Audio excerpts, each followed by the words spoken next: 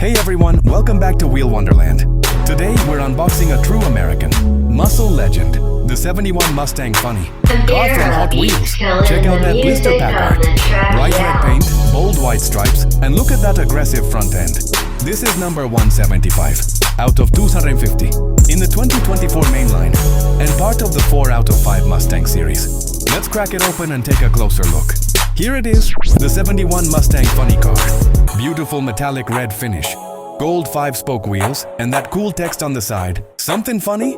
Under the hood, or rather sticking through it, you've got that massive chrome engine screaming performance. Check the base, stamped metal, Malaysia, typical for Hot Wheels.